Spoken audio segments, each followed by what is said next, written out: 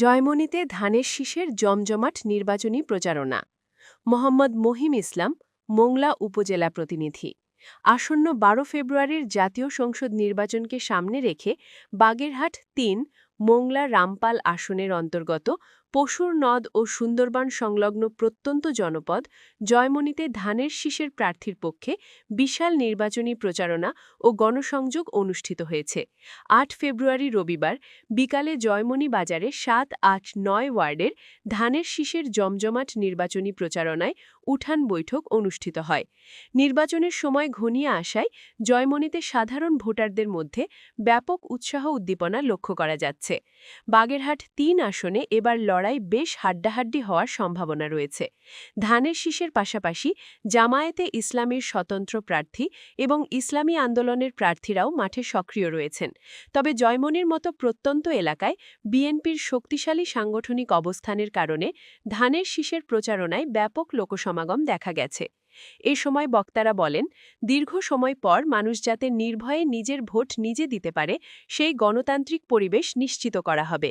আমাদের ১২ তারিখ সকলকে ভোট কেন্দ্রে উপস্থিত করতে হবে। প্রতিটি ভোটই খুব গুরুত্বপূর্ণ। আমরা ভোট শুরু থেকে বিজয়ীর নাম ঘোষণা না করা পর্যন্ত কেউ কেন্দ্র পরিত্যাগ করব না এবং যদি কেহ বিশৃঙ্খলা সৃষ্টি করে তাকে কোনোভাবে ছাড় দেয়া হবে না।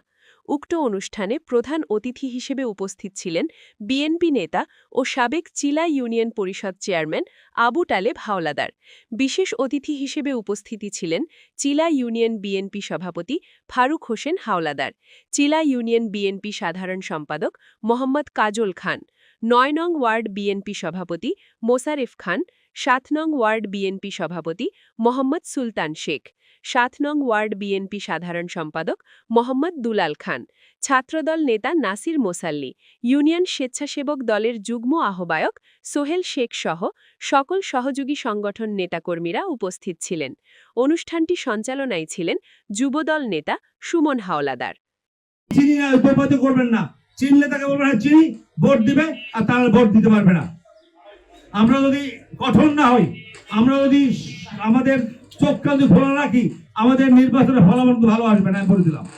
কারণ এরা এত বড় চক্রান্ত করছে এবং এরা বিভিন্নভাবে টাকা পয়সা দিচ্ছে, বিকাশ নাম্বার নিচ্ছে, তাও এনআইডি কার্ডের নাম্বার নিচ্ছে। কি কারণে আপনি আমার বিকাশের নাম্বার নেবেন?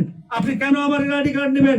নিশ্চয়ই যেগুলো চক্রান্ত আছে, এই চক্রান্ত থেকে আমাদের সাবধান থাকতে হবে। যদি সাবধান না হতে পারি, আমাদের কিন্তু নিজেদের পায়ে নিজে কুড়াল মারবো। মাত্র 2টা দিন সময় আছে, 9 এবং 10 এবং 11, 3টা দিন সময় আছে। এই 3টা দিন আপনারা সবাই চোখ কান খোলা রাখেন। কে কোথায় যায়, কোথায় যায় না, কার কাছে যায়, কি করে সেটা খেয়াল রাখেন। আমাদের ভিতরে অনেক নেতাকর্মীরা আছেন যাদের পরিবারকে এখন ঠিক করতে পারি নাই, মনে কষ্ট নেবেন না। কোথায় আপনারা অবশ্যই আপনার পরিবার কোথায় যায়, কোথায় কাজ করে, এগুলো লক্ষ্য রাখবেন।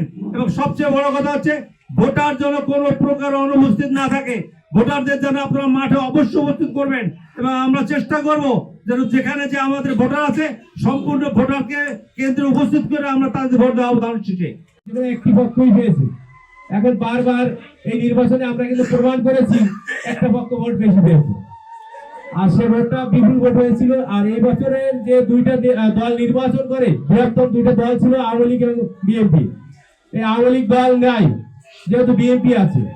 আর আমাদের প্রতিদ্বন্দ্বী যে দলটি আছে সেটা দীর্ঘদিন আমাদের সঙ্গেই ছিল, আজকে তারা আমাদের প্রতিদ্বন্দ্বী। বিষয় হচ্ছে নিজেদের কথায় আছে যে বন্ধুকে যতটা ভয় না, মানে শত্রুকে যতটা ভয় না পাও, বন্ধুকে তার চাইতে বেশি ভয় পাও। তার কারণ হচ্ছে বন্ধু আমার নিজের সব খবর জানে, কিন্তু শত্রু কিন্তু এটা জানে না। তারা কিন্তু আমাদের বন্ধু ছিল, এখন কিন্তু শত্রুর মতো আচরণ করতেছে। আমাদের কথা হচ্ছে আমরা এমন ভাবে চলবো, এমন ভাবে করবো, আমাদের যে সাজেশন তারা জানবে না, তাদেরটা কিন্তু আমরা জানতে পারি না। কিন্তু আমাদের অনেক বেলায় আমাদের অনেক লোক আমরা যে আলোচনা করি আপনারা বাইরে প্রকাশ করে